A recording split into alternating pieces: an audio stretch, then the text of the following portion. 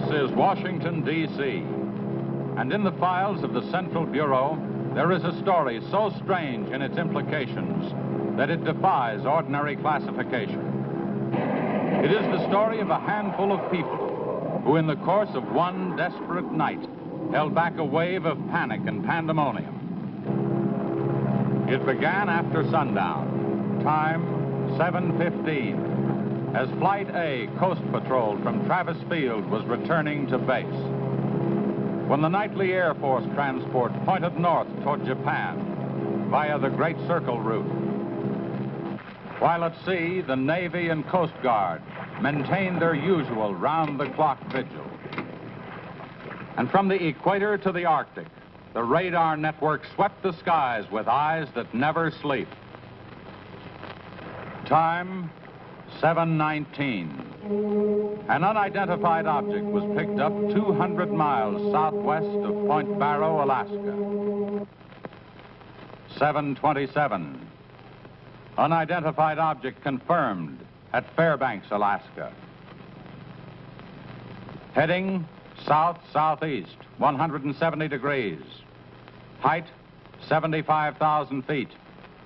Estimated speed, 5,000 miles per hour. White warning. 7:39.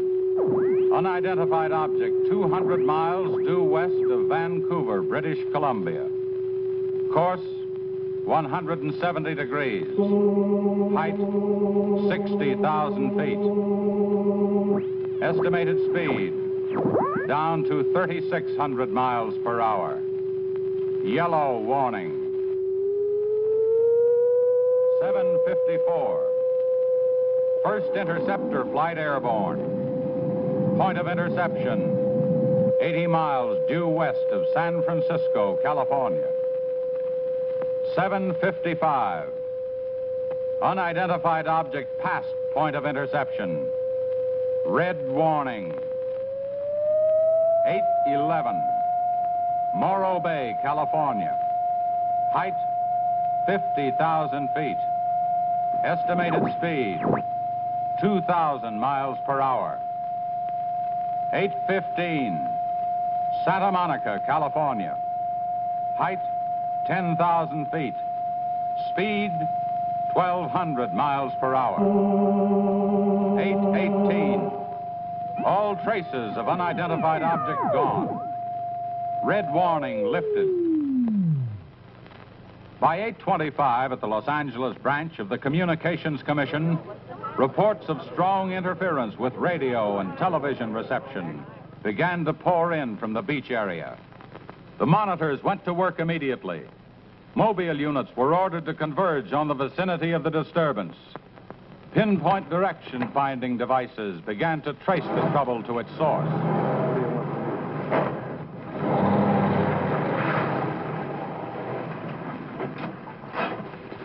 This is Mobile 1, Hazen speaking. We're at Ocean and Beacon Way. Interference strength 2. Bearing 27 degrees. Over. Mobile 1 from center. Roger. Over. Mobile Center from Mobile 7. Over. Go ahead, Mobile 7. This is Mobile 7. With Pacific Center and Beach 4. Interference strength 3. Bearing 39 degrees. Over. This is Mobile Center. Roger. Stand by. Mobile 1 and Mobile 7. From Mobile Center, point of interception estimated 3 miles north of surf. Repeat, 3 miles north of surf. Acknowledge. This is Mobile 7. Roger. Mobile 1, roger. Mobile 7. Roger. We're going out. Okay, Charlie, let's get moving.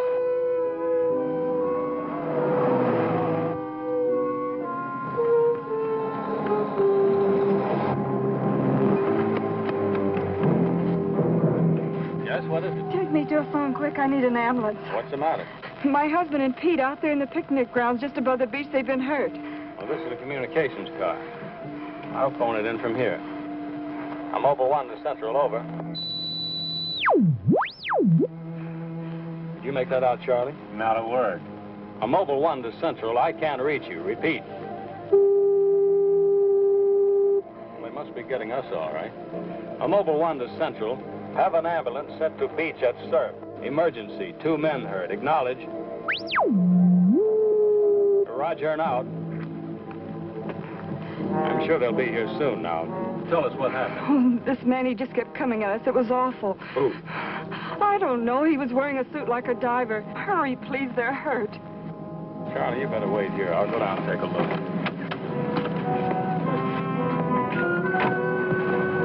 The young woman's hysteria became obvious as they reached the picnic grounds at the beach. There was no sign of the mysterious intruder, and little could be done for her husband and their friend until the ambulance arrived.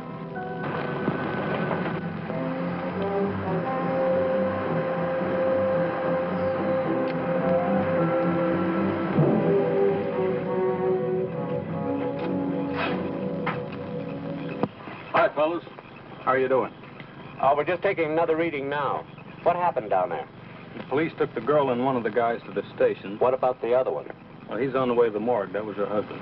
You're right on the button, Charlie. 44.7. Report back to Central if you find anything else. All right. Charlie, grab that portable and check the beach, will you? Got it right here. I'll pick you up right here in about an hour.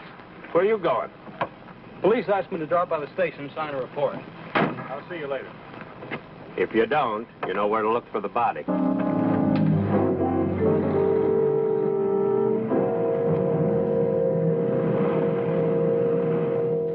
Like I said, we were just starting to eat when we heard something tracking through the sand toward us.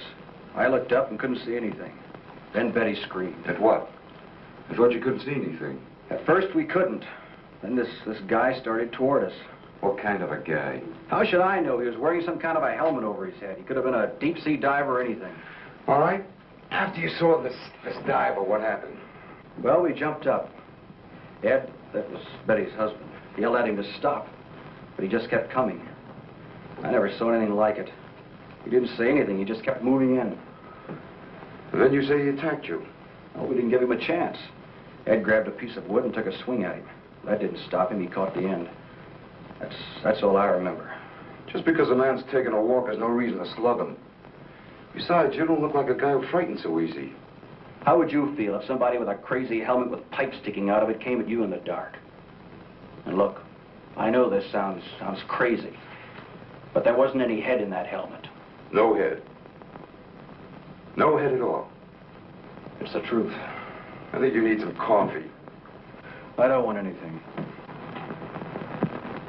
It's all the same to you, Lieutenant. I've got to pick up one of my men at the beach. Okay, thanks for coming down, Hazen. Hope I didn't put you out. No trouble. So long. You too. All right, let's start at the beginning. How well did you know the dead man? And his wife? Betty and I went to school together. I knew Ed a year. How long were they married? About a year. Wasn't her husband a little older than she? I don't know. But you said you and Mrs. Evans went to school together. And you never discussed anything personal with her? She did mention he was older, yes. How much? 15, 20 years. What difference does that make? That wasn't too hard now, was it? Where do you live? 629 and a half East Palm Court. Why? That's where the Evans live, isn't it? Yeah, I board with them. You do, huh? Now, Mrs. Evans is a good-looking woman. What are you trying to say?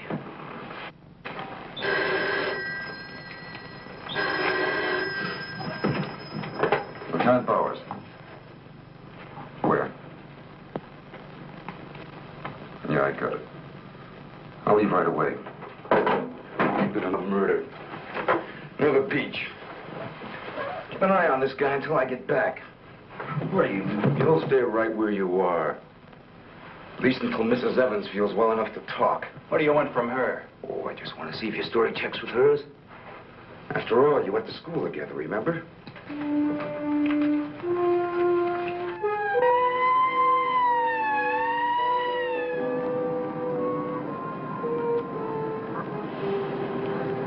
You say there were no witnesses, huh? None yet. Anything missing? I don't think so.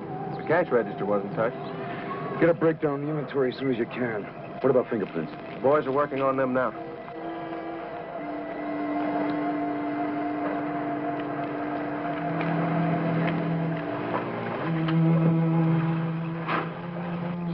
late. What kept you so long? The lieutenant asked me to hang around a while. Well, what's the score? It looks like one of those things. Pretty girl, older husband, young boarder. Kid claims some guy without a head knocked the old man off. You don't say. Anything else? Yeah, he had a diver's outfit with horns. No. He's going to have to do better than that. How are we doing? I took a reading about 10 minutes ago. The radiation is going out with the tide. What about the radio phone? It's working fine again. I just got a call from Central. They said Mobile 7 picked up some new trouble northeast of here. Here we go again. Hop in.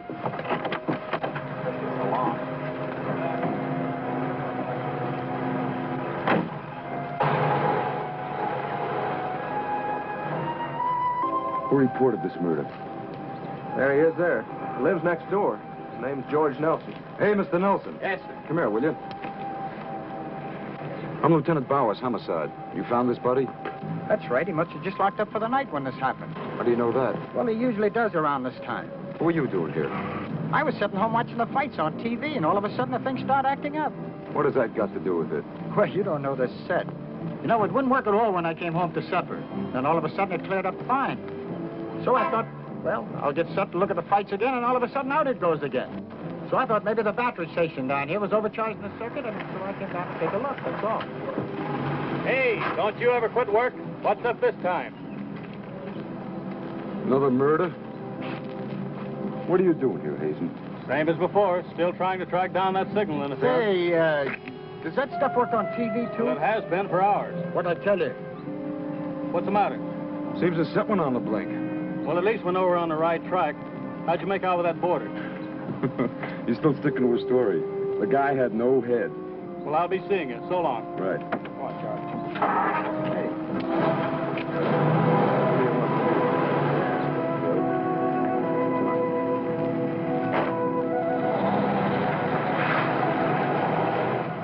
And so the communications team resumed its mission to track the mysterious interference to its source. Via accurate readings taken at regular intervals by stationary and mobile units, it was determined that the disturbance was moving in a northeasterly direction. By 10:34, Mobile Center had pinpointed the disturbance at the edge of the Huntington oil fields. Units 1 and 7 were instructed to close in.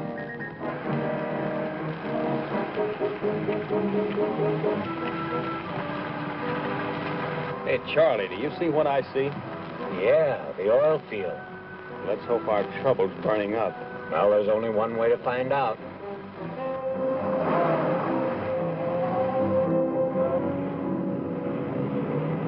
Look, Sarge. 2 murders and an explosion in one precinct is big news. Now, come on, you can't pin it all on the young boarder. Or can you? Very funny. Yeah? I'm Hazen of the Communications Commission. Oh, the lieutenant's waiting for you. Thank you. Where's a wheel? You heard the man, Communications Commission. Tell me, this kind of interference happen very often? Never anything like this. It's on the move all the time. I mean, some harm with the transmitter in the car. It's not a transmitter. We don't get a definite disturbance, just interference.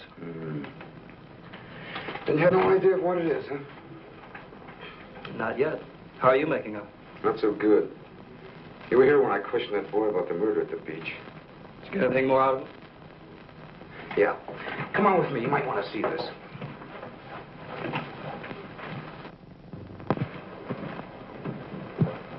I see you're just about done. Thanks, you can go now.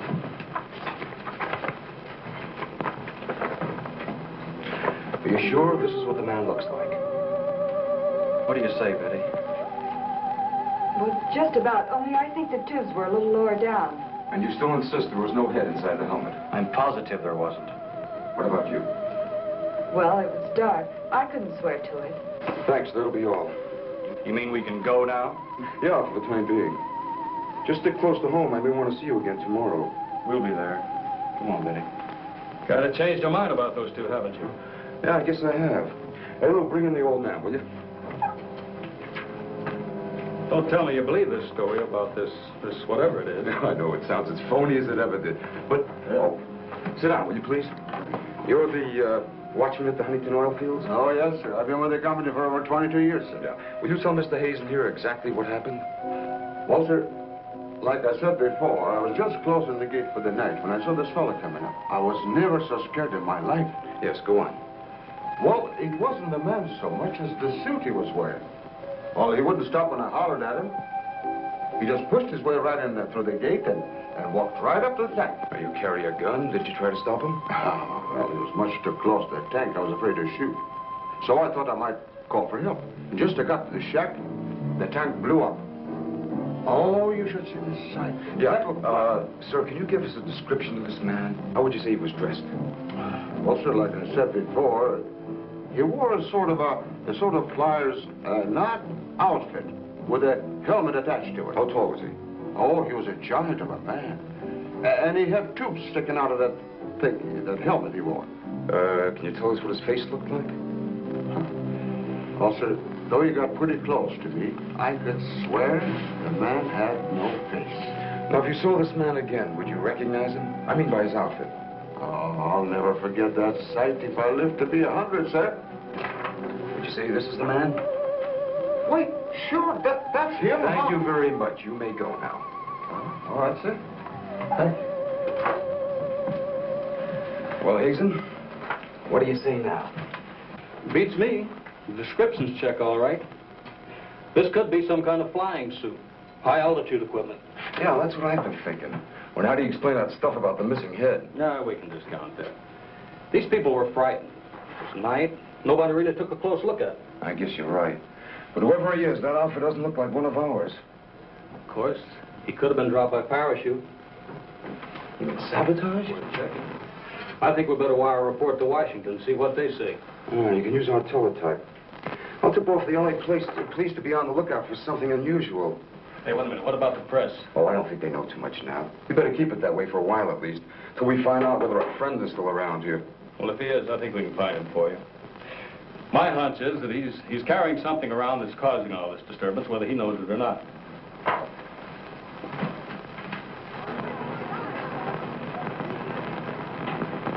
Yeah. Kill that page one lead. They let the boarder and the girl go. Hmm? How do I know? Maybe the lieutenant thinks that the guy in a flying suit knocked off the husband. Mm-hmm. Nah. No, not a chance. Not a chance of an exclusive on that picture. They're making a blanket release in the morning. Hmm? Oh, there's a guy from the Communications Commission in there now. Yeah, I'll call you back later if there's anything new. Okay.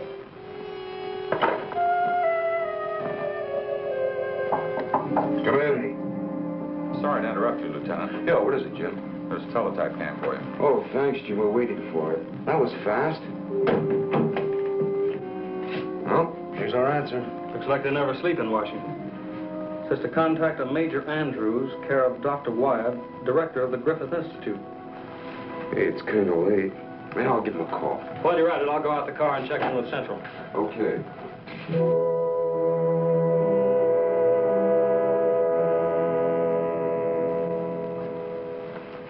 Well, that's the story up till now. We got in touch with Washington. They told us to contact you here.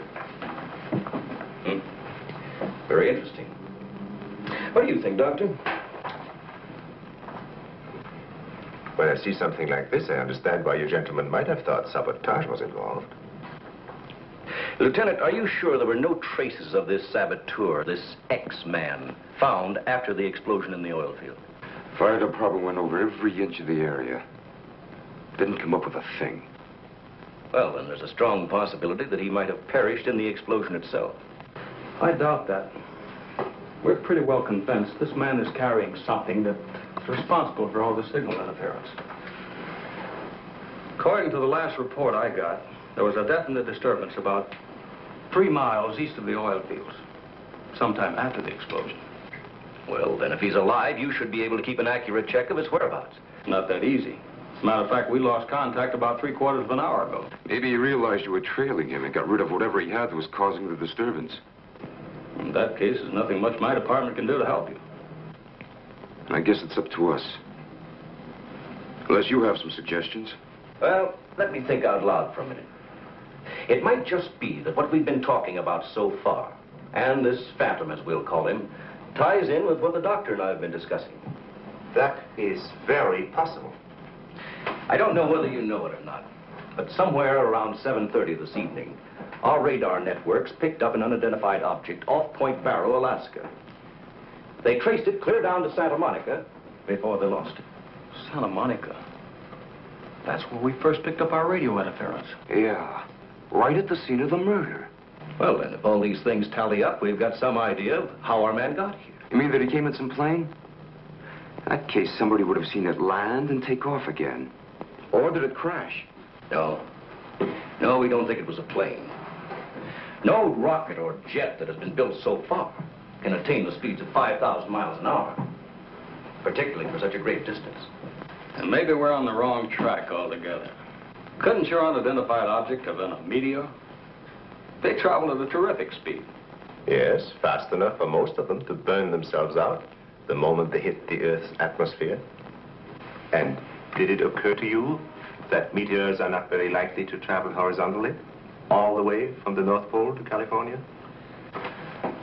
Well, if it wasn't a meteor, or a flying missile of some type, how do you figure this phantom ties in? We're not sure that he does. I don't care what you say, but it doesn't make sense to me. Anybody trained in sabotage would stay undercover. This guy's walking around in a monkey suit, killing people. Excuse me, Dr. Wyatt. Is there a Lieutenant Bowers in here? Oh, yes. What is it, miss? There's a Mr. Wakeman from the Chronicle here to see you. Wakeman here? Now, what does he want? Well, there's only one way to find out. Before you go, Lieutenant, I don't believe you have met my assistant, Barbara Randall. Well, hello. Hello. It's Mrs. Randall, Lieutenant. I'll be right back. Barbara, you know the Major? Of course. And this is Mr. The Communications Commission. How do you do? Well, I see you are working a little later tonight than usual. Yes, my husband's teaching a late class, and he won't be able to pick me up for a while. Besides, I had some work to do in the lab. Well, at least you'll have lots of company. All right. So I shouldn't have come up here. But I gotta get your angle on this beach murder. And your whole department is shut up. Look, Wakeman, will you stop bothering me? There's nothing to say. If you got an exclusive story from that Evans Damon or Border, then you know as much as I do. Yeah, but that still doesn't explain anything about the guy without a head. Come on. Who is it? Your guess is as good as mine. You mean you let those two kids go without knowing that? I don't buy it. Well, I did. Well, then you must have an awful good reason. I bet you're trying to tie it in with that other murder. All right, Lieutenant. Don't tell me. I'll get my story somehow. Oh, if you want to know how things turn out, read the Chronicle in the morning. That's right. Now get in touch with Charlie in Mobile 1 and have him call for me here. Okay, honey. Well, did you come up with anything? No, we're just briefing Barbara here. It's just amazing the way you've been able to put these things together. Don't kid yourself, Mrs. Randall. It seems the press knows as much about it as we do. Well, let's hope they don't come to the same conclusions. A few lurid headlines, and every fool in the country will be seeing phantoms in spacesuits and men from Mars all over the place. Yes, I can imagine. And mass hysteria is difficult to check once it gets started. That's why we've got to move fast. Well, from the looks of things, I guess it's up to me. I'll be in touch with you as soon as I hear anything. See you. By 12:30 a.m., the dragnet was in operation. Mobile units patrolled the streets and countryside. They covered an area 35 miles square. Special and sensitive equipment was prepared for action. Everyone on the job was ready to move on the first signal from the Communications Commission. Monitor Corona to Mobile Center, strength 4, Brickyard at 160th, moving toward oil fields. Contact your units. Over and out. Units 1 and 7 from Mobile Center. Units 1 and 7 from Mobile Center. Strength 4, interference at 160th in the oil field. Moving due east. Close in. Repeating, strength 4, interference at 160th in the oil field. Close in.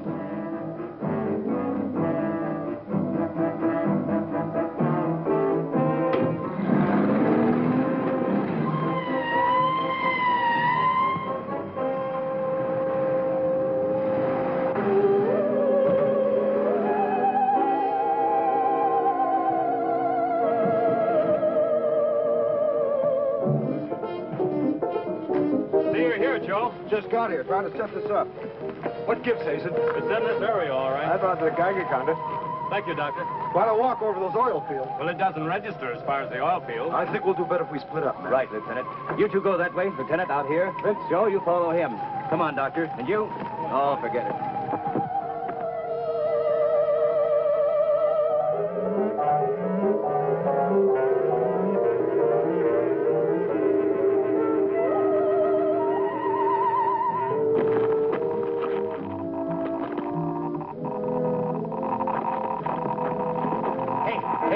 Look at this.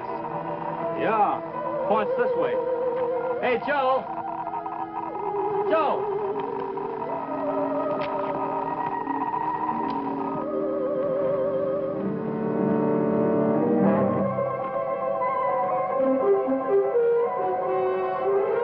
Hazen. Hey, Hazen. 603. Going strong. That's it, Doctor.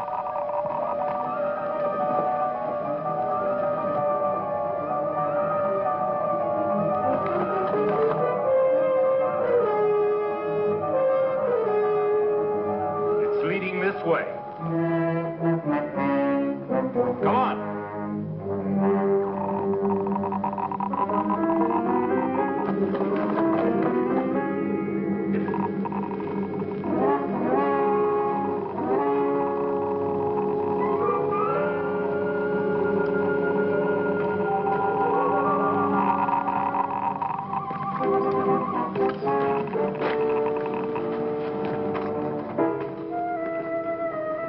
It's this way. Come on.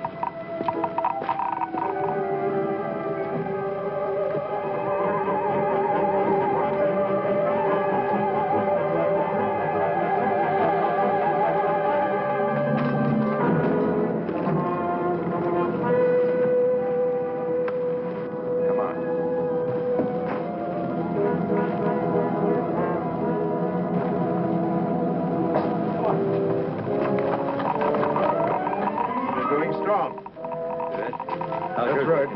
Checks with me. Sure does. He's here. We saw him. There he goes. Come on! It's gotta be around here somewhere. Yeah, we gotta get on the roof. Vince, go get a ladder. Look out! Let's cut him off! Come on. Around here.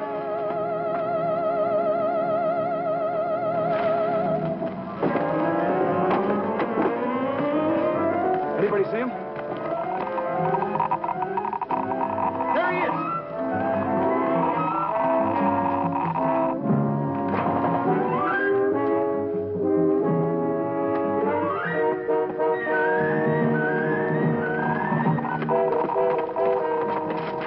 Got him now.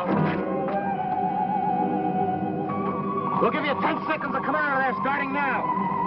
1, 2, 3, 4, 5, 6, 7, 8, 9, 10. We're going in. Help you guys cover the door. Come on.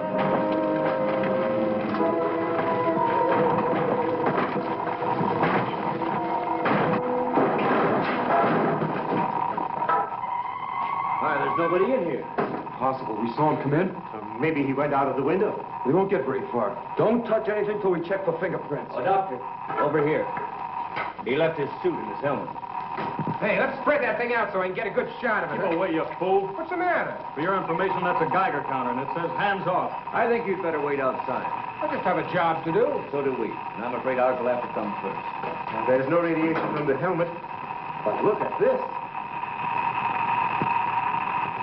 So that's what's been causing all this trouble. Charlie, you know where we can pick up a lead-lined box in a hurry? Well, Mobile 7 should have one. They're right outside. I'll take a look. Hurry it up, will you? Unbelievable. Now, we all thought that this phantom might be carrying some device which was causing all the signal interference. But you'll learn that it's due to the very clothes on his body. That's not the only thing that bothers me. Did any of you get a good look at his face? Not me. He's too far away. Well, I did. Unless I'm mistaken, that helmet was empty. Hey, where am I going to put this stuff? Oh, put it in Dr. Wyatt's station. Yeah, we take it back to the Institute. Right. $5,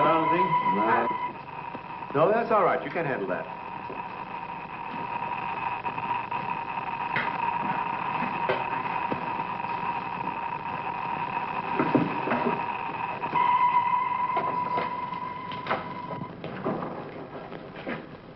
Any luck? Not a sign of him. The boys are still searching the grounds. For what? Nobody knows what he looks like without that outfit. I'll bet on that, Major. The reporter got a flash picture of him, and I just happened to borrow that film. It's on its way to headquarters right now to be developed. Good. Send us a print as soon as you can. Sure. Lieutenant, are you sure you don't want to come with us? We want to make a few tests at the lab. I'd like to, Doctor.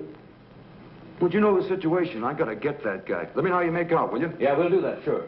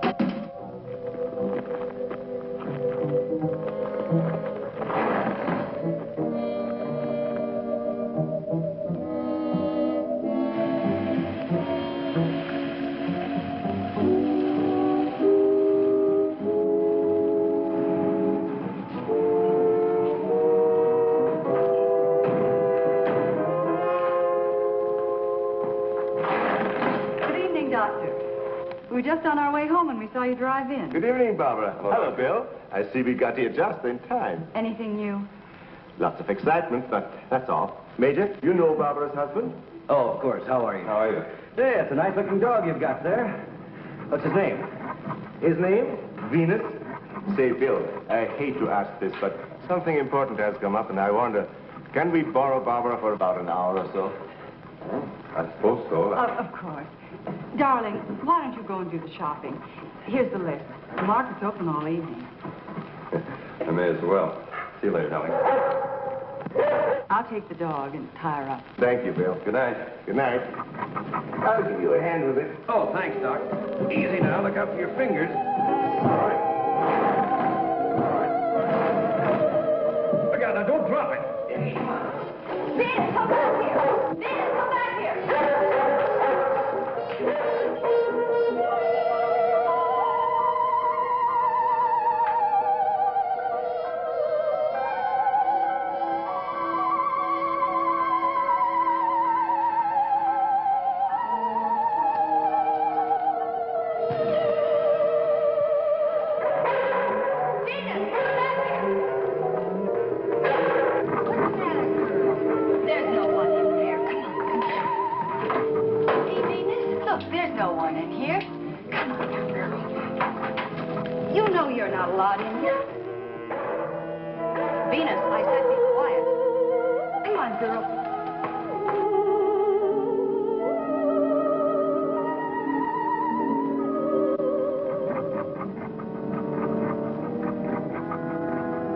Now you stay right here, Venus, and I don't want to hear one sound of it.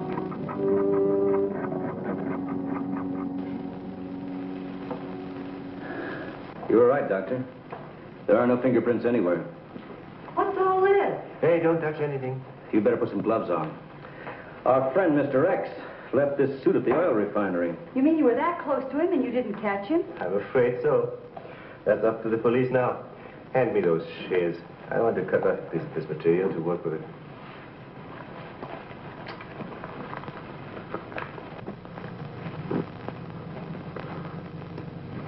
Hey, you better have those sharpened. But I just bought them. Well, Here, try this knife.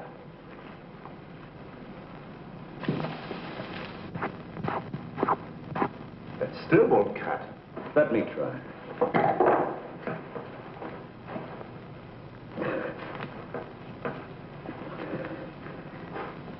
This stuff is tougher than nylon.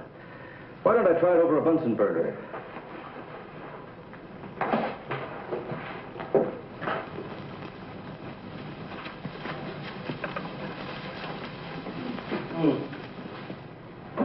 Hey, doesn't burn either. Let's take a look at it under the microscope. Look, it's magnetic. Magnetic? Here, I'll... Radioactive. And apparently indestructible. Thank you.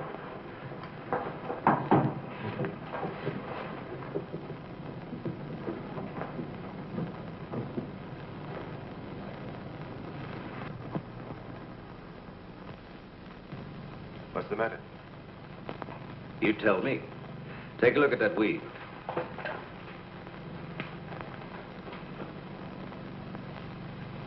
What weed? There is none. This material is one solid mass. May I see it?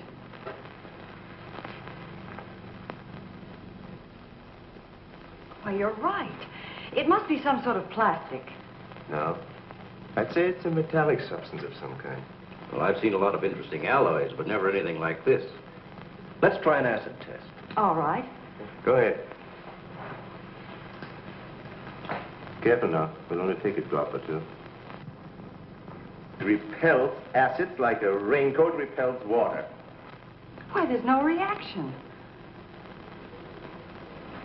Well, Major, this looks as though we were going to be here for a long time.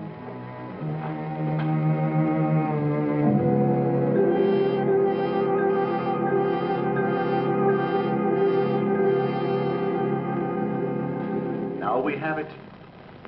The helmet is not radioactive. The suit is. There is no doubt. This spacesuit is conditioned to function above 63,000 feet, where human blood would boil, resulting in the body expanding to twice its size. And death, of course. I know. And it must withstand pressure and counterpressure. Also, it must be so supercharged it can function in thin atmosphere. Now, let's see what it is that is left in this breathing apparatus. Well, how are you doing? The gas from the helmet tank breaks down to 11% methane. Ordinary marsh gas? What's the rest of the formula? No, that's where I'm stuck. I can't figure it out. It just doesn't respond to any of the usual tests. Well, how could anyone exist on that combination of gases? You and I couldn't. But apparently someone can. Oh, Doctor, are you trying to say that our X-Man doesn't breathe oxygen and hasn't the metabolism of a normal human? I really don't know. From what we've seen, he has some physical characteristics which make him appear human. But added to them is this fabulous radioactivity that none of us could stand. I am puzzled.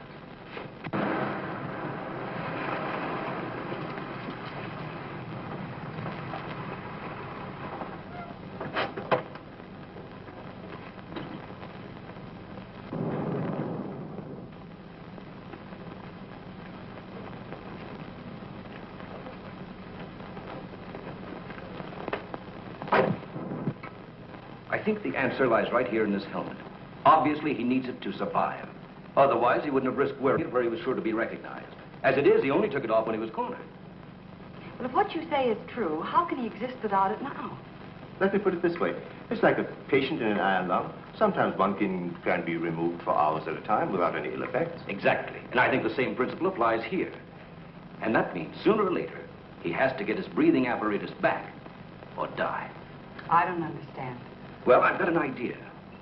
If we were to return this whole outfit to where he left it, he might be tempted to come back for it. Dr. Wyatt speaking? Yes, he's here.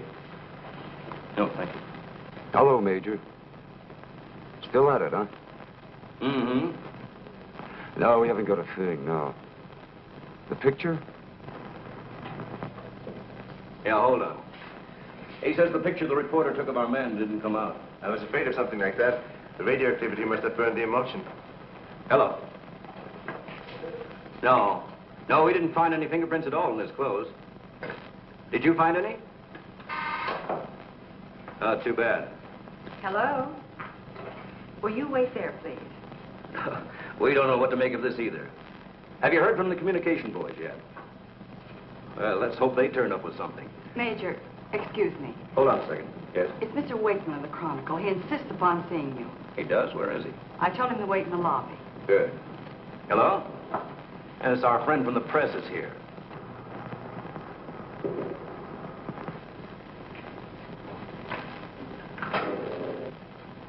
Don't worry, I wouldn't dare let anyone in on anything. At least not till we get something concrete. Right. All right, I'll see you later. Well, I guess I'd better see this newspaper man. Want to come along, Doctor? I think I will.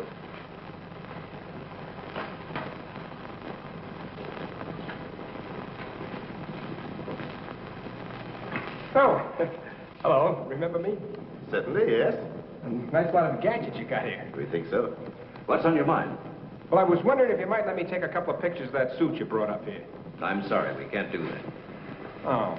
Well, now, look, I got a wonderful picture of the guy running in the shack, and the lieutenant stuck his nose in my business, and what do I get? A blank.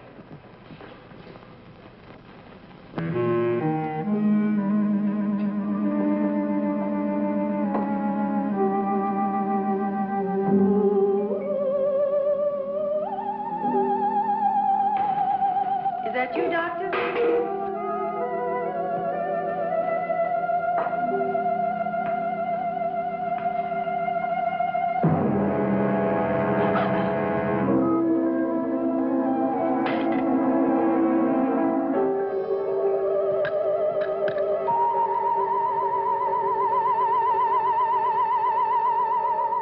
Well, you must have some lead on this guy, otherwise you wouldn't have brought that suit up here.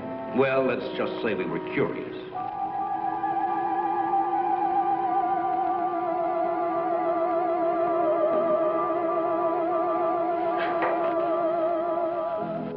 Hello, Bill. Are you back so soon? Isn't Barbara through? I don't know. If she's still in the lab, why don't you go up and see? Thanks, I will.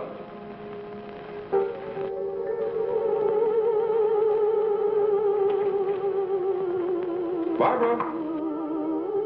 Barbara, are you in there? Bill, listen to me. I'm not alone. Someone is in here with me. I can't see him.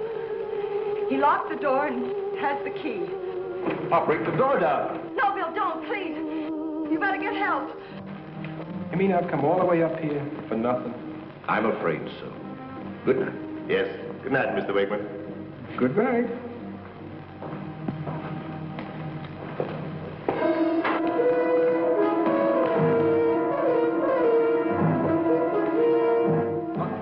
Major, come quick. What's the matter? What's the matter? Where's Barbara? In the lab. The door's locked and there's someone in there with her.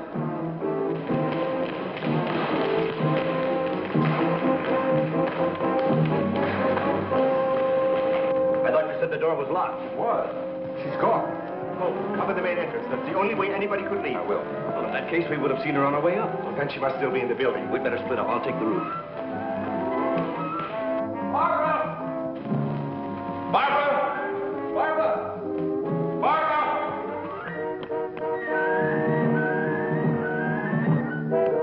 Barbara!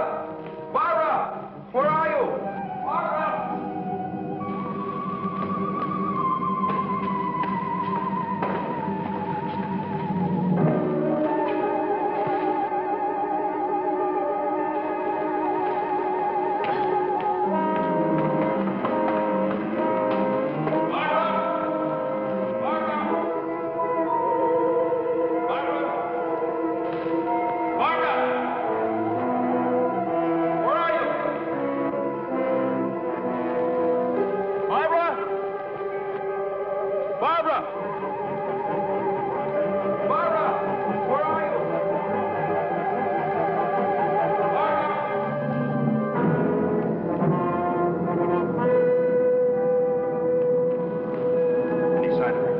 Not yet.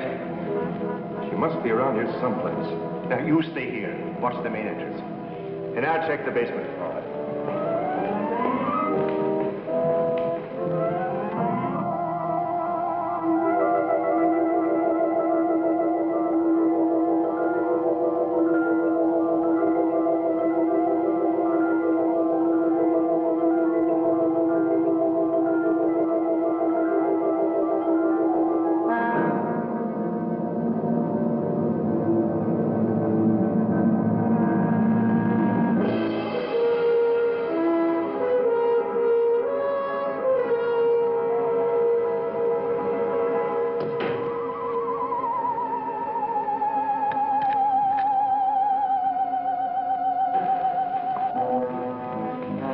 not up there. Where's the doctor? He went down to the basement. Here he comes. You didn't find her? No. I'd better call the police. But there's no telling what could happen to her in the meantime. Now, take it easy. We're doing the best we can. But she said she was locked in, and she couldn't see who did it. Can you explain that? No. Not yet.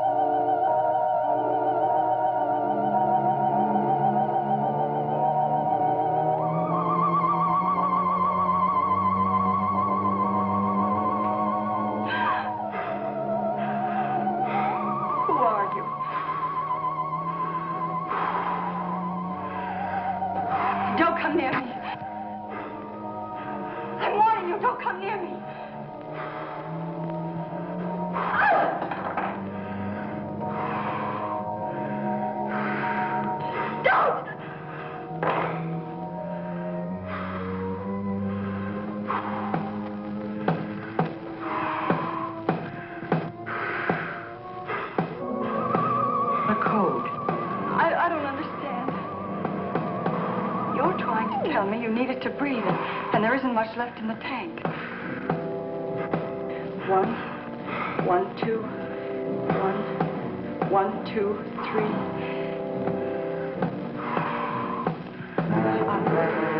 I'll write it down.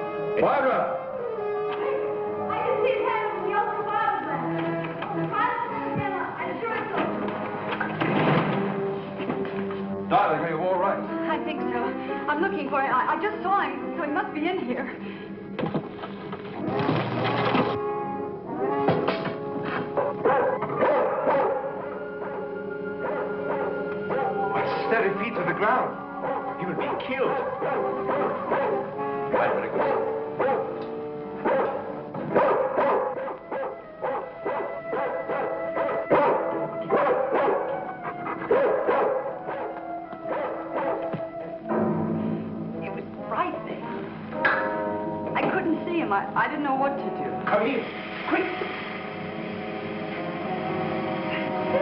Disintegrating. This is amazing.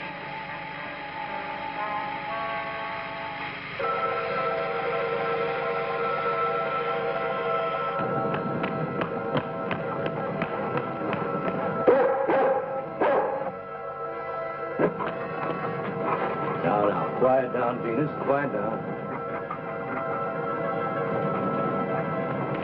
Down.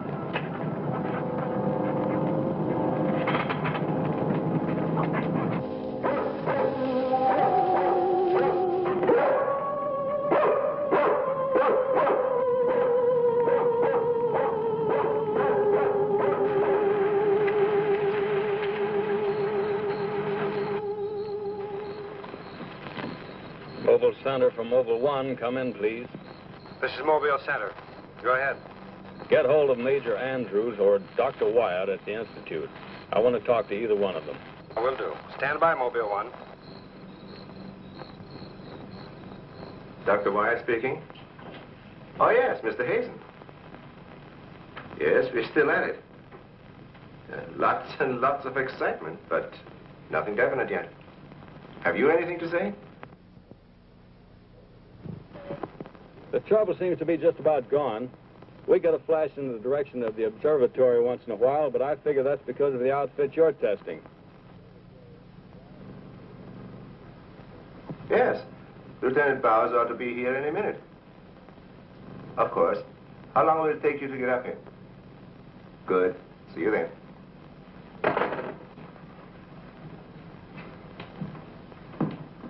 Thank you, gentlemen. Put it down here, please. Barbara, bring that cord in over there. Now you're going to see... I have to resort to ultraviolet light in order to show you what little there is left of the spacesuit. As you can see, it has reduced itself to this liquid, and it is in an evaporating stage. The helmet is in the lab and still intact.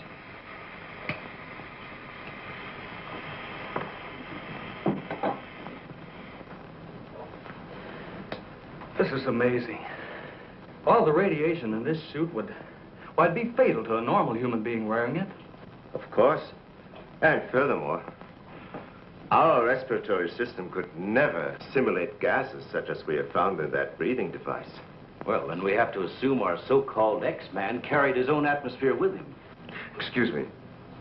But as a matter of curiosity, why do we refer to this thing as a him? I thought it was invisible. Under normal conditions, yes. Yet, Mrs. Randall did see the imprint of a large foot and a masculine hand under ultraviolet light. How do you explain that? I don't know, but the human body is composed of various elements with a carbon base. Like coal? Yes. Now, suppose we maintain the same chemical composition in the body of the X-Man, but substitute silica for carbon. Silica, that's glass. Exactly. Now, it is possible that the body with such a base, if it were subjected to an atmosphere foreign to its origin, might appear invisible to our eyes. Are you trying to say, Doctor, that we're not dealing with a human being? I didn't say that. On the contrary, all the evidence points in the opposite direction. Toward a superhuman with an intelligence far superior to our own. How can you tell? First of all, Mrs. Randall saw that he has a hand with digits like our own fingers and a thumb opposing. That alone is a sign of intelligence. And he comes from a civilization that has developed adequate space transportation to enable him to travel to Earth. We have nothing yet that can reach even another planet in our own solar system. That could account for the unidentified objects picked up by radar a few hours ago. My theory is that the spaceship, or whatever it was that he came in, operated on the principle of magnetic rather than atomic propulsion, and that somewhere in the outer limits met with a condition where the Earth's gravity pulled it down and it fell into the ocean, and that he managed to save his life and reach shore. You really can pick up any type of communications interference, no matter how weak the signal may be. Sure thing. We were on his trail from the minute he left the beach. I never knew you carried such sensitive instruments in your car.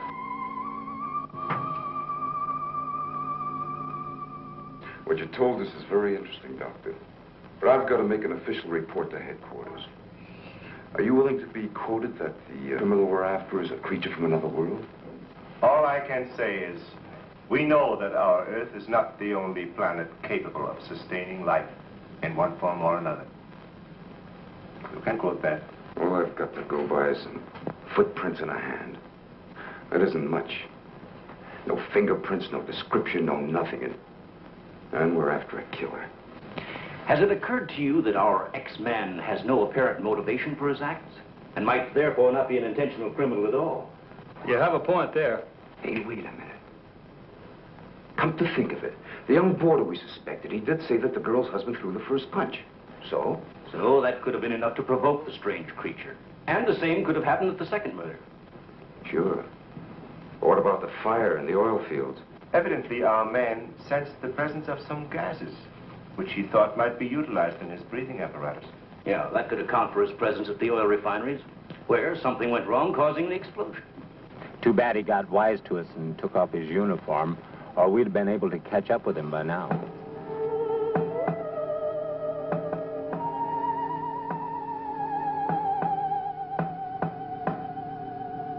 No, he didn't utter a word. But I'm convinced he was trying to convey a message to me.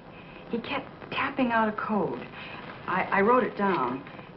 Let me see that, please. Doesn't make sense. Well, it may be based on some mathematical system we know nothing about. But he was trying to tell us something. Why did he run away?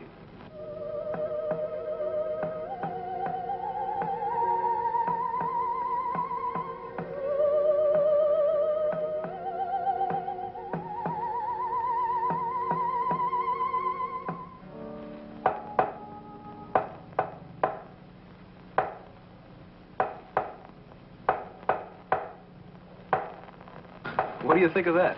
Hell, Hazen must be crazy sending out stuff like that. I guess so. Why don't you try and get a hold of him? Yeah. Mobile 1 from Mobile Center. Come in, please. Mobile 1 from Mobile Center. Come in, please. Mobile 1 from Mobile Center. Come in, please. Hey, that's Central calling.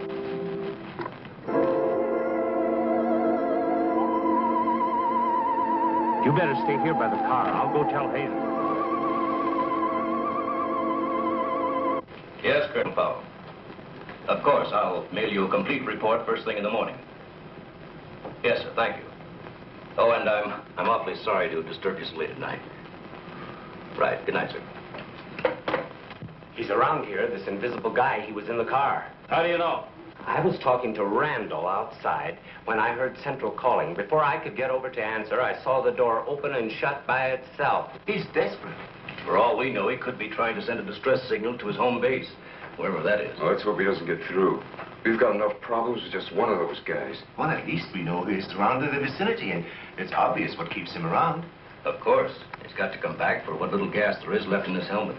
And when he does... Oh, please, the most important thing is to take him alive. If we can only make each other understand, there's no telling how much science can profit. I'll go along with that, Doctor. But I've got to make sure that once he's cornered, I'll be able to hang on to him. I think we're all agreed on that. All right, good, then we must see it from his angle. He's in an alien world. No doubt we are as frightening to him as he is to us. Now, the most important thing, then, is to keep calm at all costs and do nothing to provoke him. Immediately, a simple plan to trap the Phantom went into operation. All obstacles to his entry were removed.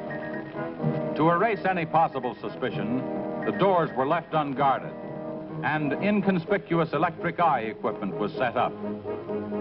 All this was connected to a makeshift control board, which would immediately signal the exact location of the trespasser. Now, there was nothing to do but wait.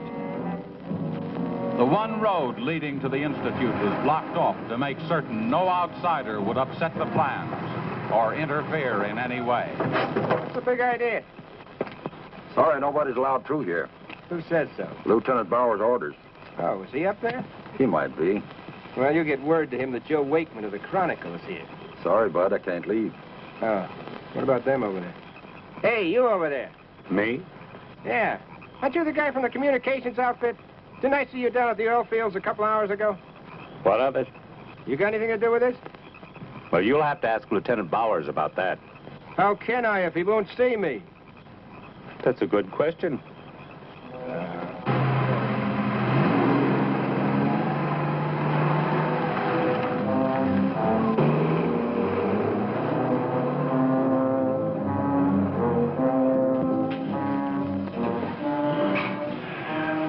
Well, it's 3:45. Sure taking his time. Time is cheap.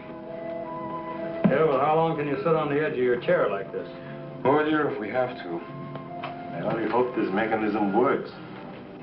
It will, unless he flies in between the wires. I wouldn't take any bets that he can't. Well, if everything else fails, we still have Venus here to help us. You know, I'm certain she sensed his presence before. That's why she carried on so.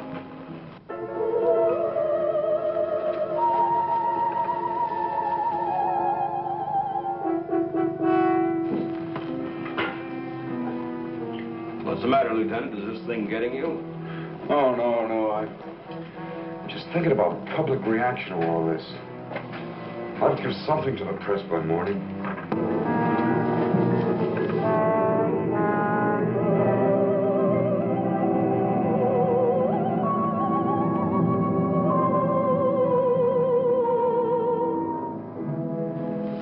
know, ever since I was a kid, I wanted to be a pilot. Then after I got my wings and had 75 missions, I thought I'd seen everything. Now, after all this, I know I haven't seen anything. He's here. The back entrance. Let's head him off. Remember, now, take it easy. Don't crash.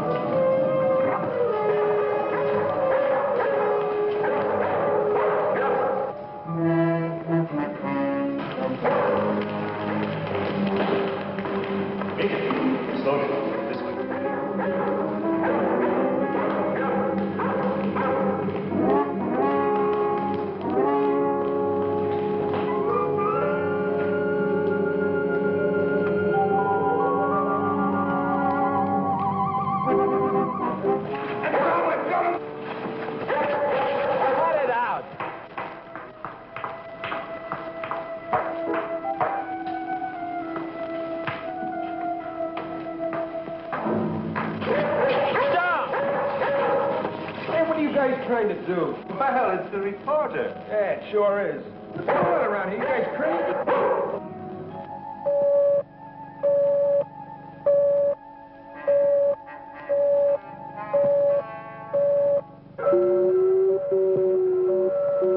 How'd you get in here?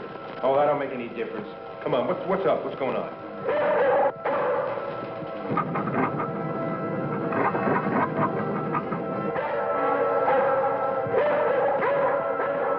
Lieutenant, you better tell him. I'll reset the wires.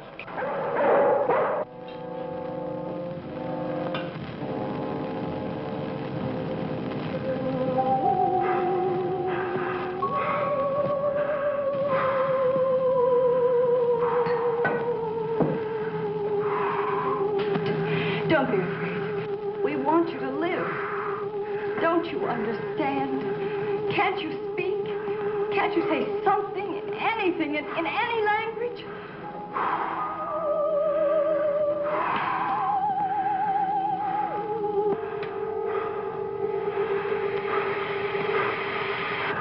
Listen, everybody.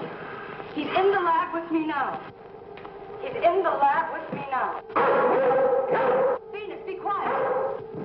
The door's unlocked. Hurry. He's having trouble breathing. I don't think he can last much longer. And please, don't let Venus get at him. And walk in quietly. Quiet, Venus.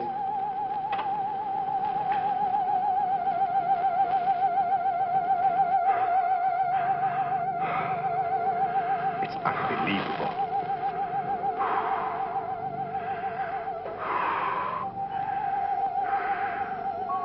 You see, there's nothing to be afraid of. Nobody wants to hurt you. I've tried to reason with him. I feel he understands, but he can't speak. Wait a minute. I'll try his code. I think I remember it right.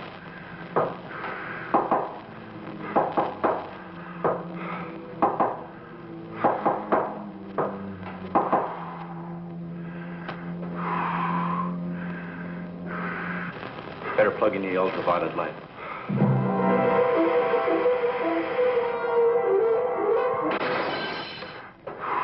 Oh, you scared him.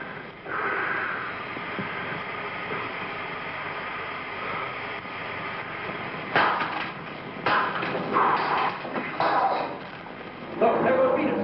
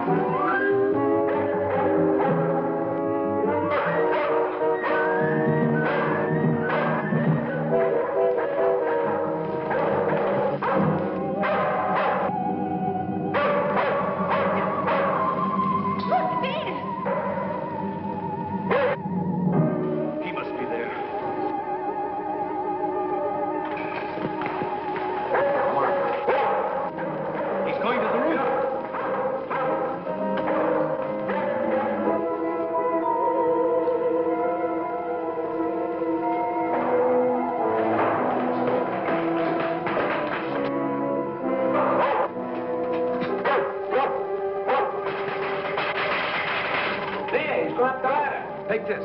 I'm going after you.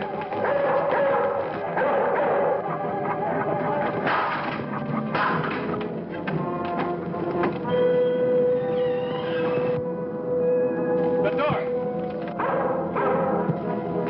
In here with a big telescope.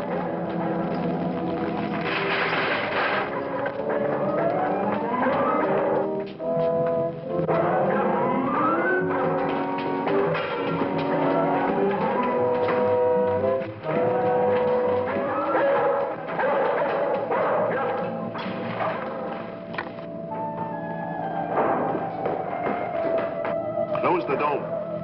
The switch is over there.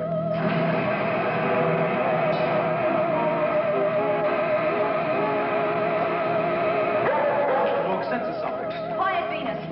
Well, if he's in here, he'll never get out now. Door is closed. This is what I've been waiting for. Please, Lieutenant. This is our last chance. We have to take him alive. Plug in the lamps. There's an outlet here.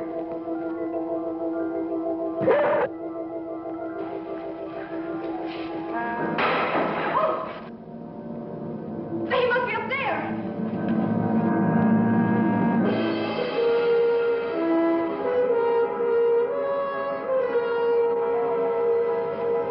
His whole body's gone. If I hadn't seen this with my own eyes. What do we do now? Stand back.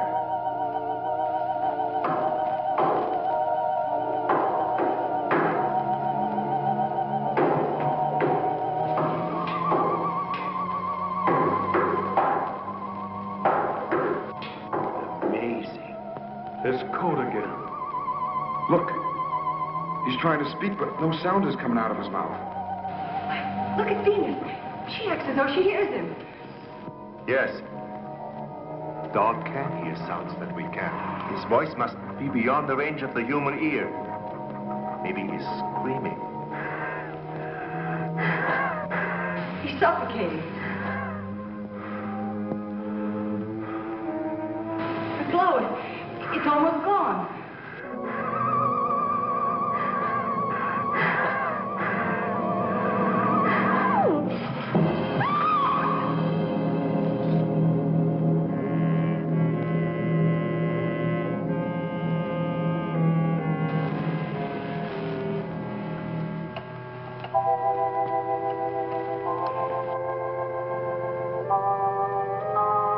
We won't need these lights anymore.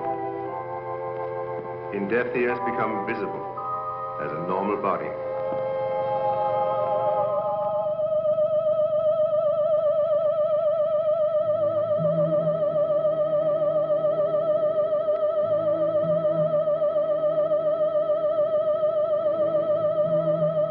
Look.